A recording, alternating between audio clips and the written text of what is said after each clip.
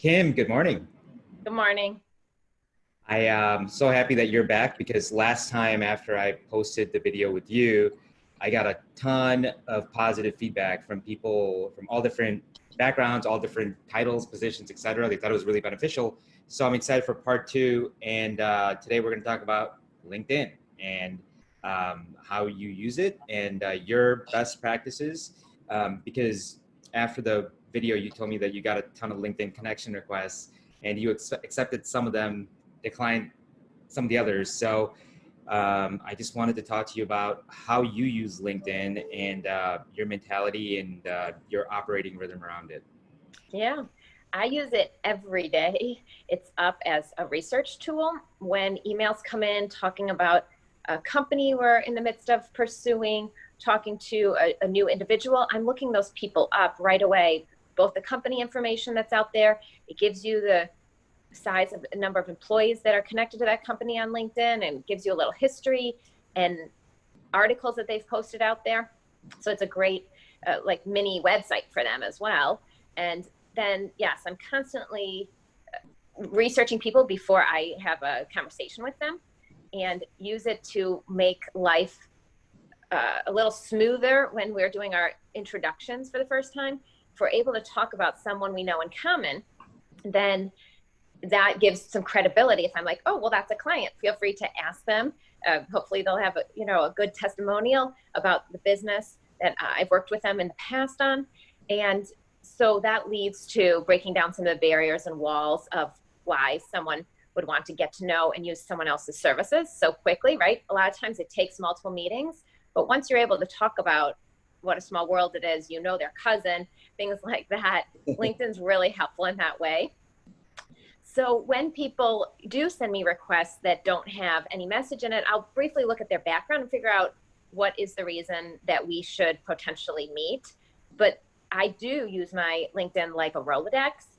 So I want to be able to say to someone, if they ask me, how well do you know Benny? I know Benny really well. I can make an introduction. 95% of the time, those people that are in my LinkedIn, I know them. I remember them. I've always met with them or had a call. And the occasional times I don't recall them is because I met them, let's say at some event, and 5 years have went past and we've never done any follow-up since then. So there's always 5% that I'm like, I don't remember that person too well, or I haven't stayed in touch with them. I remember where I met them. Got it.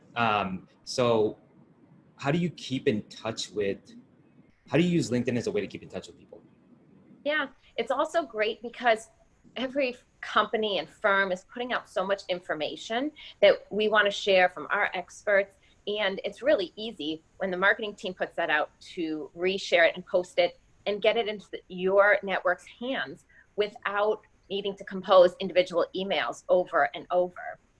And then when I look at articles, that it's like a custom stream of information for me that are all things about people that I know.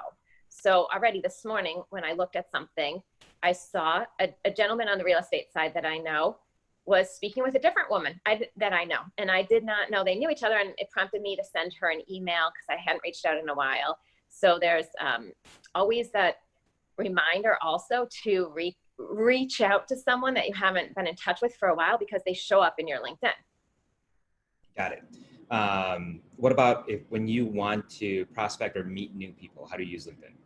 Yeah, because I'd really much rather not go a cold call route, and the chances of that working are very slim. So if someone can make an introduction and say that they, in good faith, know that this person should take a call from me and just have an introductory meeting, then that will help to open that door. So a lot of times when I look someone up, I know someone in common, and it's someone I know well enough that I can ask that favor because hopefully I've done something for them and they know I would do the same for them too. Got it. So what advice do you have for people that, especially because LinkedIn traffic is up almost 50% year over year because of COVID. So a lot more people are active on it, but I think a lot of people have the reluctancy to connect with someone, the reluctancy to ask someone to help connect with someone. And all they do is just kind of go through their feed and maybe like a couple of things, maybe comment here and there, but or just look people up. That's really it. So what advice do you have for people right now, especially with the times that we're in?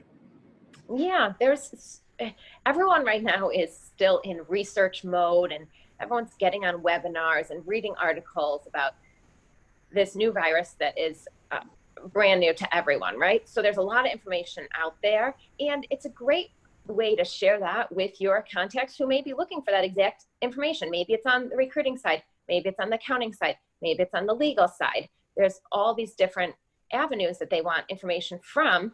And so think to share it with people. It's not overburdening them. I think that sharing that is helpful. And another thing I really like about LinkedIn, I need to be in people's inboxes in email as well, because you can do a quick search and find information that way when you want to get back in touch with someone and it's been a while. But LinkedIn, I love that it's the face, your name, and the company name all together. And I just think that helps a lot. And it shows you, oh, that's how I used to work with that person. That's where our paths crossed. It could be an alma mater. It could even be your high school. So when it starts being years and years ago that you went to school with someone, you might need a little refresher, and the face really helps too.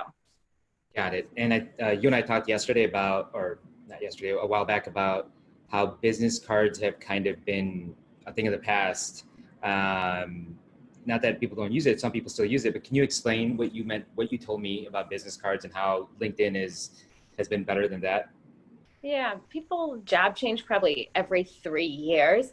So we have a lot of business cards that maybe a third of them are archaic. And then LinkedIn really helps to keep you updated. I mean, that's one of those weekly emails you get that says, so-and-so has started at a new company. And that's really helpful.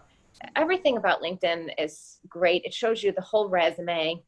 It shows you the nonprofit involvement that they have. So you get that full perspective of someone just really quickly by looking at that. I'm not saying that it fulfills the relationship of getting to know someone, but it's like when you walk into someone's office and you start looking around, do they have pictures of golf, pictures of their family? What are some of their hobbies and interests? You see this right on LinkedIn from companies that they've worked at, schools they've attended, and areas that they're involved in, other organizations. Got it. So yeah, I think that if people don't utilize it enough, they just need to train themselves to maybe schedule time on their calendar and say, I'm going to reach out to a few people on LinkedIn and make it a habit so that they turn it into something that they do more frequently. Absolutely. I think that's getting comfortable with it and making yourself get comfortable with it is one of the biggest things. So thank you. I really appreciate it. I just want to tell whoever is listening to this, if you're going to send a connection request to Kim on LinkedIn, just put a tiny message in there that you saw this video, and then she'll accept it. She does not accept blank invites if she doesn't know you, right? Well, yeah, I want to get to know you so that if someone asks me, you're connected with this person, I want to know who you are and know more about you. So that warrants a quick call together to get some of that background information. But also, that's another advantage of LinkedIn, which I love. I always put a customized message in there. You're 13 times more likely to have an acceptance of your request then. But also, it gives me a little trail history of where I connected with that person. If it was an event, I'll say, hey, it was great to meet you last night at ABC event. And that always shows up in my history, which I appreciate. That makes sense. Perfect. Thank you so much for joining. Love doing the part 1 and part 2 with you. Thanks, Benny. Take care.